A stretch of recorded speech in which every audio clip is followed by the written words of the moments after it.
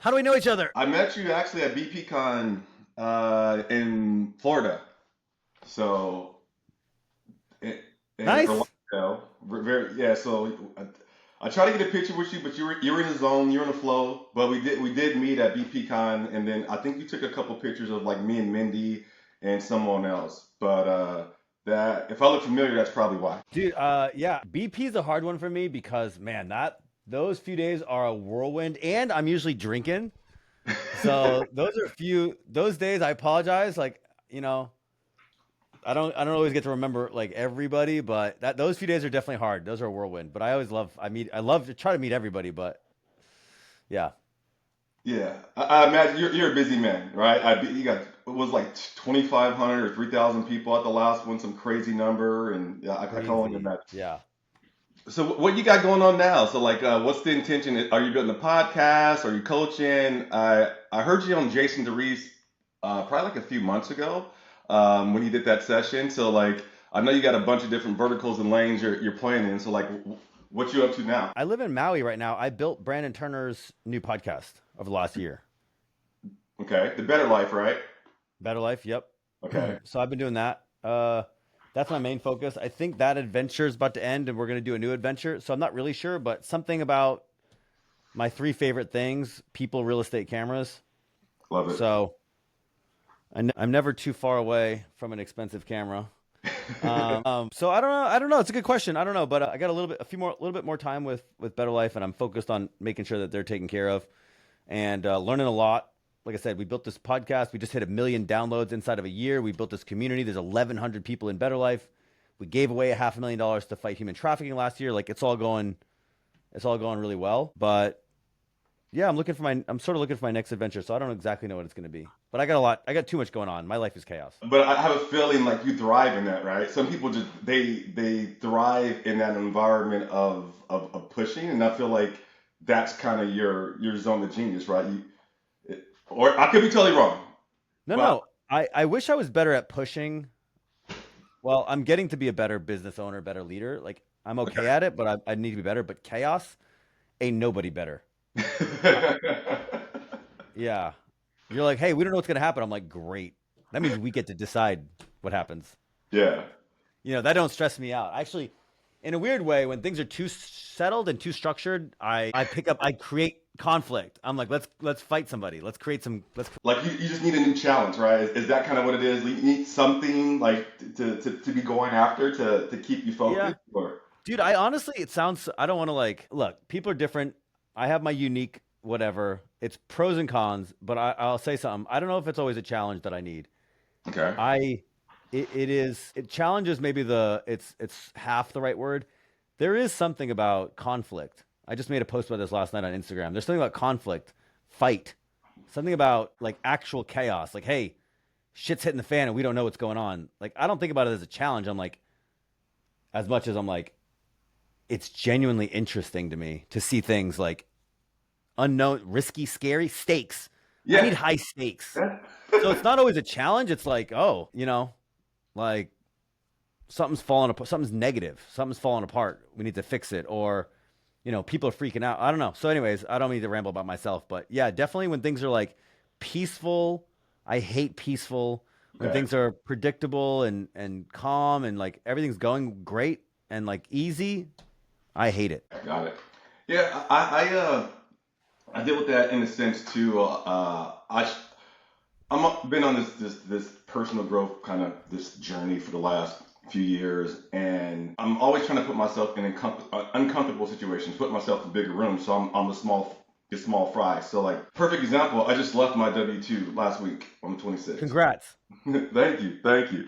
So I'm in Go Abundance, and my Go Pod and the Pac Northwest crew, like Gabe Hamill, all these guys. Like, I love Gabe. We talked this week. oh yeah, Gabe, yeah. Gabe's great. The whole I don't know how many of the Pac Northwest guys like Tim Gurley and yeah, there's just so many great just human beings in this tribe. But my GoPod in particular, they were the ones that like really identified some. You don't see your roadblocks, right? You things that come easy, you just do, and you don't see it as a strong skill set, right? And so we were doing some sessions around unique ability, and like for years, Alex, I worked for Red Bull, I worked for like Dr. Pepper, I worked for Arizona Iced Tea, so I was big in like distribution and building like high performing sales teams. And just one of the guys like, why don't you go like build your own business or start your own business? And it was like something that I never ever would have even thought of.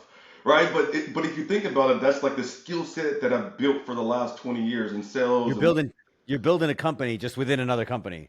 100%. But for And you somebody, just never thought, what if I put my name on it? yeah, yeah. So it was just like this big like aha moment. But that you need that, right? You need people in your life that that's what I love about abundance that will challenge you, and then identify things in you that you don't even see. That's just like glaringly obvious. And so that kind of led me down this path to leading my W2 micro tribe, right, which is a micro tribe within Abundance. So me and Rob co-lead it, and I'm like, okay, if I'm going to be co-leading this thing, I need to make sure I'm taking action to actually get me to leaving my W2, right? And so, but with that, it goes back to like what you're talking about in regards to like a new challenge. I think for me, it's seeing what my potential is, right? Not leaving anything on the table. Like, on when those last moments come, I don't want regret. I don't want to be like, what if this or what if that. I want to just known that like the things that I wanted to try or do or that I did it, right? That I put myself in uncomfortable situations to see like what is the highest possibility or what can I actually do from an impact standpoint or whatever that is, fitness, finances, faith, like well, just like really pushing the limits. And I think that's what it is for me. And it's kind of a challenge, but then it's also a thing of like I call it like chasing the butterfly. So you do something for the first time and you got that fluttery feeling. Like I lean into that. Like and I just love that feeling because it's like that fight or flight. And so some people it shut down, they go into their little cocoon and it holds them back. But when I get that feeling, now I'm learning to lean into it, right? So like in parts of my life, I would let it like hold me back, but now when I get up, I'm like that's my intuition, right? That's my intuition telling me like it's go time. And so I've been trying to put myself in like positions where I embrace that and lean into it a lot more. Congrats. I love that. Good for you.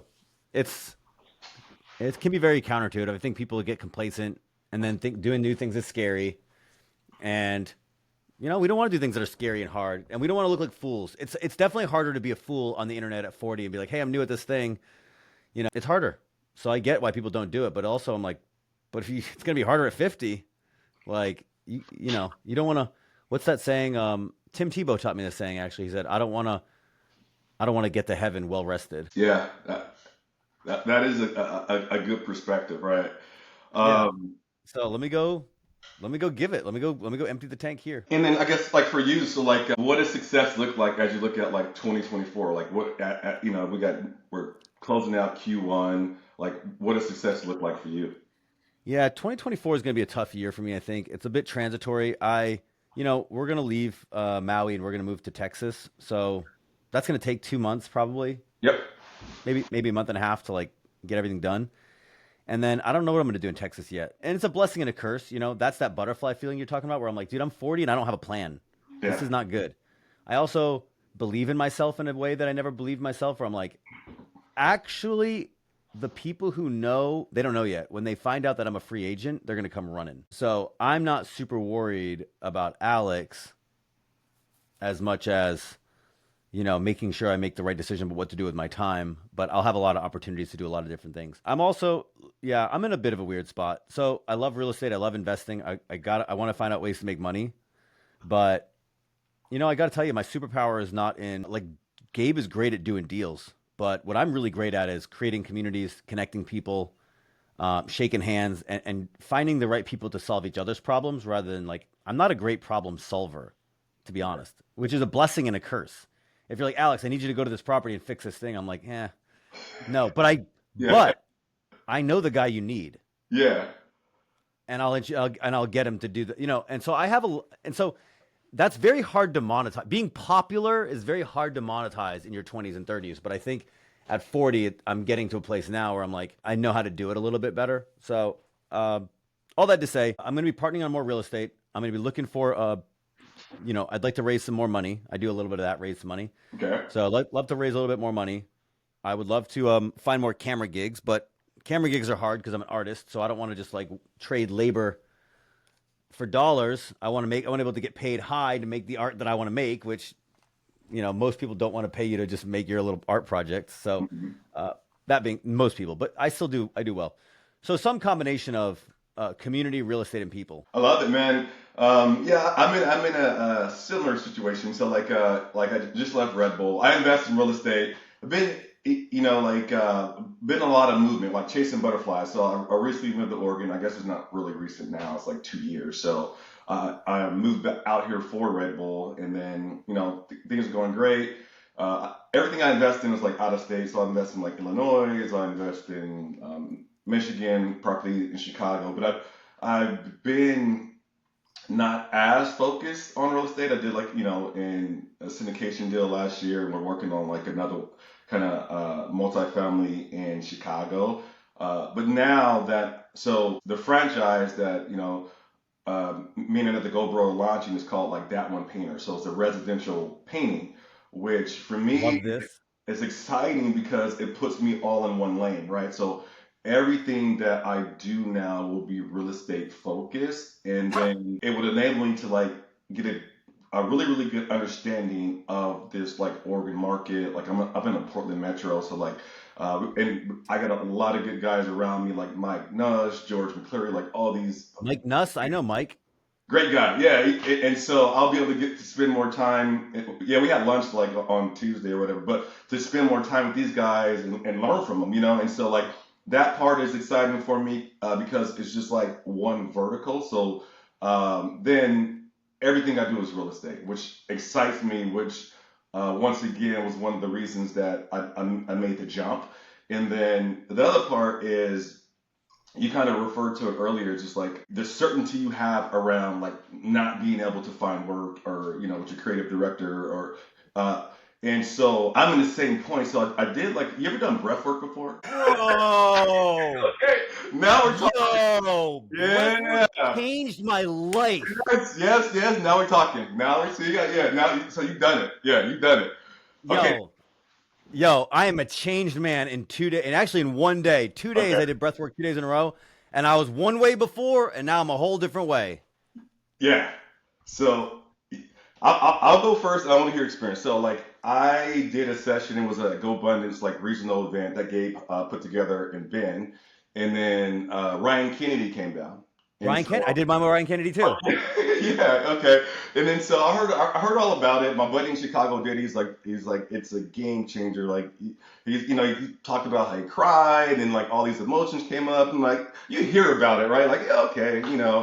And then so yeah, we did like an hour session, and Ryan's good. He guides you, kind of lets you know like what to expect, and this crazy emotional roller coaster, right? Like some baggage that I had deep down from when I was a kid with my mom that I didn't even know was there came out.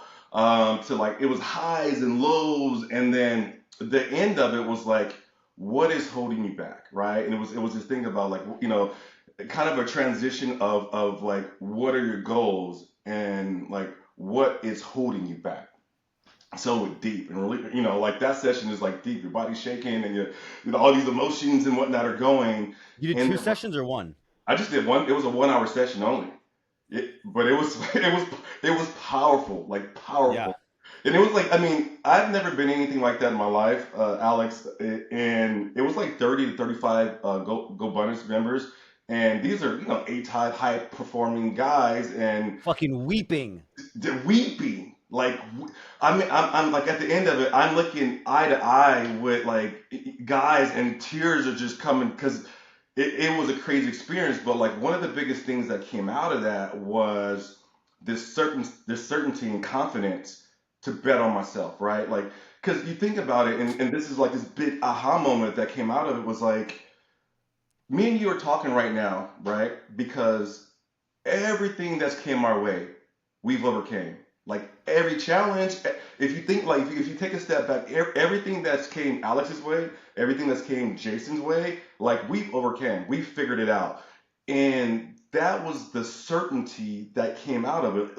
Like no matter what's gonna happen, right? I can play it safe, and go the route I've been going, good life, whatever. But I'm like, no, that's not me. I want to see like what's possible.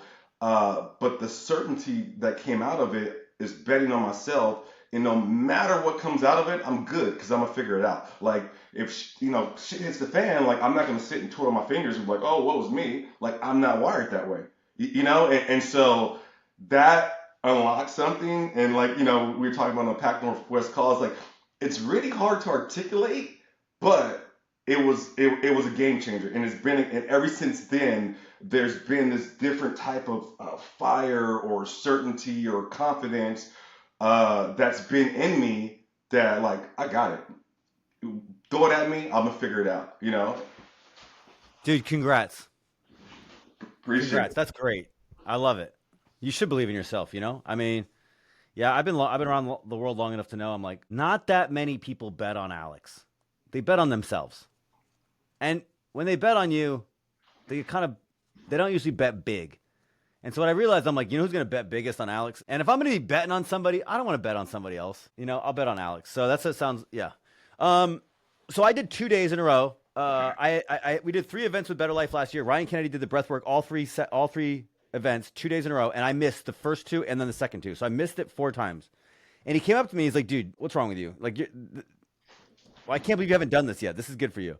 So I was like, all right, cool. I thought it was a little foo-foo, but everybody spoke highly of it. So I actually went in there with a very open mind. I wasn't like, I was like, yo, this is gonna be dope. And mind you, look, I've been doing high dose psychedelics my whole life, like hundreds of times. This is like, I'm like, I ain't scared of getting in here, even though it's scary in there. I ain't afraid to have that. I ain't afraid to get like that. And so I was like, but I also know, I'm like, look, there ain't no fix. It's like therapy, even psychedelics, whatever it is like you still accumulate stuff. So it's not, there's no fix. There's just a fix for today. Yeah. It's maintenance. It's all maintenance work. It's like the gym. There ain't no completing fitness. You always got to go. So mental health is that same way. Okay. So that's the backstory. So I go in there. We did 2 days. The first day was like dropping. It was like forgiveness, apologizing. It was very much like letting go. And the second day was build up. Well, not to go too deep because I only have about another 10 minutes or so. Okay. I had a tumultuous relationship with my dad ever since I was 13. So bad that when I turned 18 to get away from him, I joined the army because that was easier. Okay. And then we never really had a good relationship. And then he passed away in 2022. And it was always weird. Our relationship was always hard. It was always toxic. And I was just carrying that around, that guilt. I was just carrying it. And I was so frustrated because I was like, if he was alive today, nothing would be different. I couldn't change it. So I was just, dude, I was in purgatory. You know what I mean? I couldn't do anything. I couldn't change it, and I couldn't let it go. I was just like, it was just eating at me. And like I was going through the days okay, but like, man, if you brought it up, it was under the surface. It was so bad. Anyways, dude, breath work, you know how it is. So like this, if somebody watches this video, it'll feel weird, but like you go through this whole process, they get you in this very euphoric state. And it's like, you have somebody to forgive them. And I fucking forgave my dad. And then I apologized to my dad. Actually, I'm tearing up a little bit. Yeah. And I just let it go. It was like walking around with an 800-pound anchor, just like dragging that thing behind me. And I let it go and it worked. Like I'm emotional talking about it, whatever, but like, dude, that worked. I still feel today when I think about it and think my relationship, like, yeah, my relationship with my dad was hard, but I forgave him and he forgave me and we're fine. And like, that ain't me covering anything up. That's deeply how I feel. And I'm like, we're good. It sucks, but it is what it is. And then the next day was like a pump up. It was like, okay, you can do this. Now I actually believe in myself quite a bit, but what I realize is that when I don't put myself around people that believe in me, I get very frustrated. And I'm a polarizing guy. In 30 minutes, you and I met sometimes. Like, okay, I'll say it this way. There's people who look at me and they're like, Alex, yo, that guy's cool. I don't know what it is. He's got a vibe. Like, he's brash. I like his vibe. There's a lot of those people. But there's also a lot of people like, that guy's too much. He curses too much. right? He's Yeah. abrasive. He's not a safe space. Some people call me not a safe space.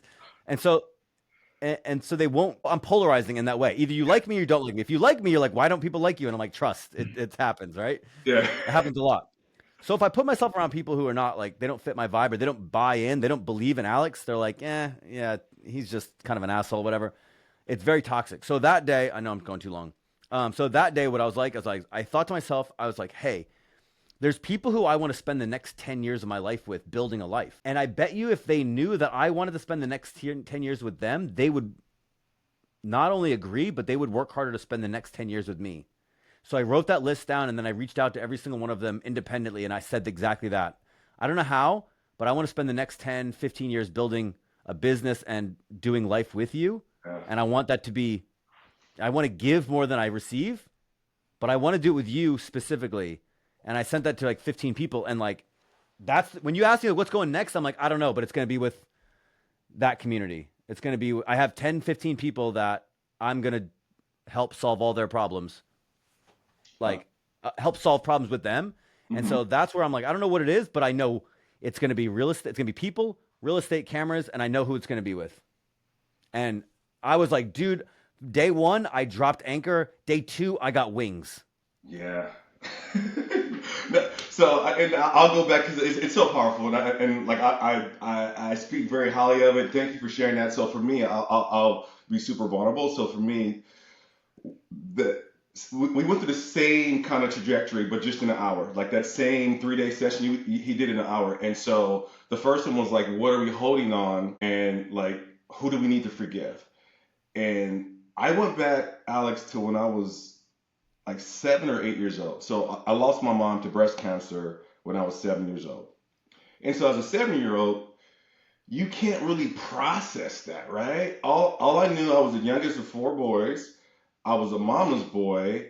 My mom was sick. She sent me away to LA. I'm living with my grandma, and then I hear about my mom's gone, right? And so it took me back to one day I was in a classroom, like clear as day though. I like this like clear. I thought I was like there, right? Core memory. This, yeah, it's tucked in. Never, I haven't thought about this in years, right? I'm 40 years old, and it took me back clear as day. And the teacher is going over like, hey, we're having a parent teacher day. So my dad was never in my life, or whatever. And I remember, dude, just getting so small, just so freaking small, because I was like, damn, like I don't even have parents, right? I'm like, all my friends have parents, and never thought of it. And but what came out of it is like I had this resentment, my mom, for her passing away. Damn. Didn't even know, like I'm 7, 8 years old, dude. Like I don't know how to process it. I didn't even know it was there, right? And so the first session was like, what is holding you down, and who do you need to forgive? And it was fucking like eye opening. And I'm not a crier. My wife calls me the Tin Man, and it's not because I'm a A type person. Like it's just not in my nature. But bro, dude, the water faucets were on, and like just that alone was a game changer. Like how would I have known that? Like never thought about that ever in my life. And then in one session, this was only like 30 minutes into it. It takes me back to when I'm 8 years old. I realized that I have resentment that my mom passed away because I felt like she left me, right?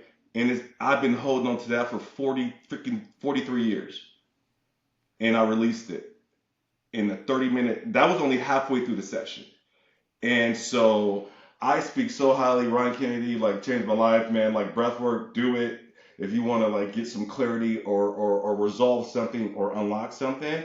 So I hear you, brother. Like I hear you on Dude, that. Ryan Kennedy is in my he is in my fave five for a long time now. Like we're not buddies, really. I mean, that's the wrong term. We're buddies. We're not like close friends. We don't text. Yeah. But I've been around him a bunch, and he's got his. Anyways, the guy's got his quirks like anybody else, but he does that. That's his gift. You know, he's like a shaman. He's walking around just healing people, and I will spread the gospel of breath work and his work everywhere I can. I think he's doing, yeah. I'm glad that we could share this moment. That was very powerful for me. And when people hear it, they get excited. But if Yeah. they've not done it, I'm like, it's like military.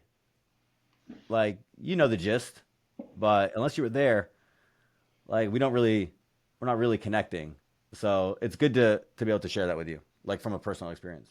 No, I appreciate that, man. This has been great. Like, yeah, I mean, I'm high on it. I have a GoPro who just did it, and he had the same experience. And so I tell people like, if you have something that you need to like, you need something else to like some clarity, like that Yeah, is I think it's worse than that actually. I think it's people. You didn't know you needed it. I think this is one of those things where I'm like, it's kind of like, I tell a lot of people to do psychedelics. I'm like, you should do psychedelics. They're so great.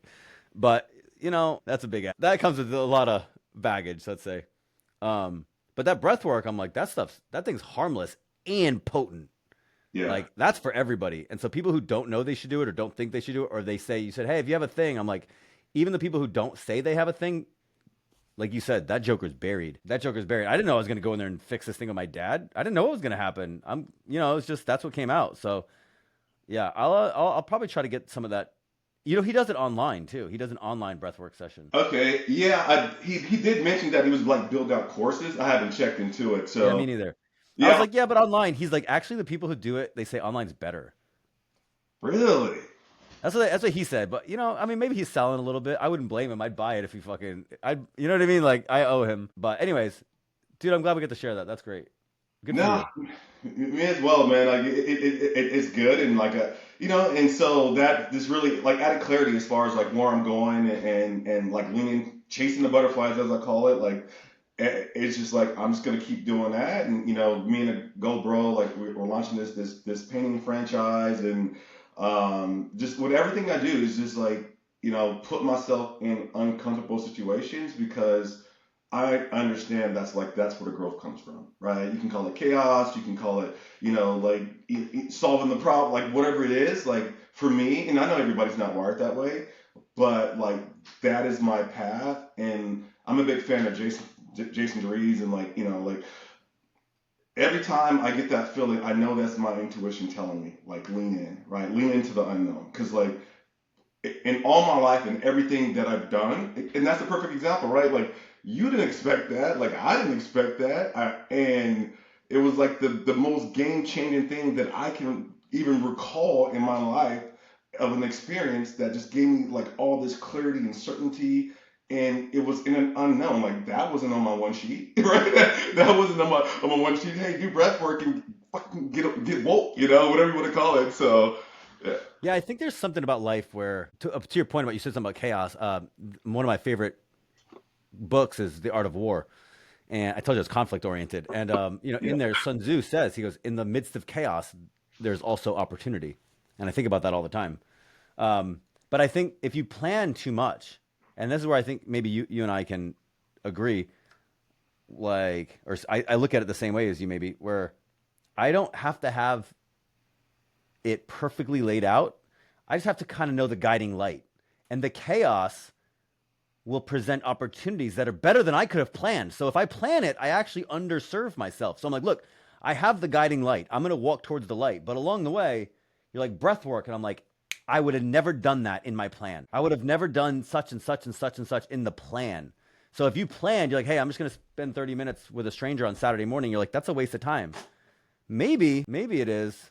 Maybe it's not. yeah, So I think having the guiding light where you said, where you're like, everything's going to be real estate aligned. So I have this business, I have these friends, I have these investments. It's all, it's all, I'm the same way. It's like real estate. I yeah, said, I said people, real estate cameras, but really it's real estate people and real estate community or adjacent, right, financial freedom, entrepreneurs. Obviously real estate as an asset class. I'm not trying to do Bitcoin. I'm not trying to do online marketing. I'm not trying to sell a drink or a product. I'm not trying to do painting, yeah, right? I want to buy assets and then real estate assets. And then the cameras, dude, I don't do baby photography. I shoot bigger pockets con. yeah, yeah, You know what I mean? Like all my camera stuff is either real estate investors, their projects, events, retreats. Like, so I think you and I like, maybe I think we share that where I'm like, I don't, I like the butterflies Yeah. and I like the chaos, but that comes along the way. So if you plan out, you'd never plan breath work. No. Well, and I know you got a few minutes left, but so like, if I go back, say, 5 years, right? I was a planner, but what I've learned on this development journey, even in real estate, even in investments, right? It never works out like the Excel spreadsheet, whether it's better or worse, right? And once you understand that, like you don't control the end result. All you control is the inputs and the actions, right? Like, as long as you show up and do the thing, the results are, you can't control the market, you can't control the seller, the buyer, you can't control any of it. All you can control is how you show up and the consistency and the discipline behind the things that you need to do that's going to get you to where you're going. And that's what I understand. And like, to your point, it's like, I don't need to know it all anymore. I just need to know a little bit and then like just go. There's going to be peaks, there's going to be valleys, and the certainty is like, I'll just figure it out. 100%. Yeah, and it'll probably be better than your plan because you'd underplan. You know what I mean? 100%. Yeah. Yeah. Dude, it was tremendous to meet you. Tell Gabe that we had a good talk. I'm gonna make a little social media post. I'm gonna reach out to Ryan Kennedy and say thanks because, I'm thinking about him right now and I want to tell him. But this was tremendous. Let's stay in touch. Yeah, no, for sure. Yeah, let me know about that post too, because I'll jump on there too. Because like I told him afterwards directly, like, dude, like this is game changing. But I haven't talked to him since, and it's even much deeper than I originally thought it was. Like right after the session, So, Yeah. but yeah, All this right. is great, man. I'm gonna end the recording. Don't leave. I need this to upload. So hang Okay. tight.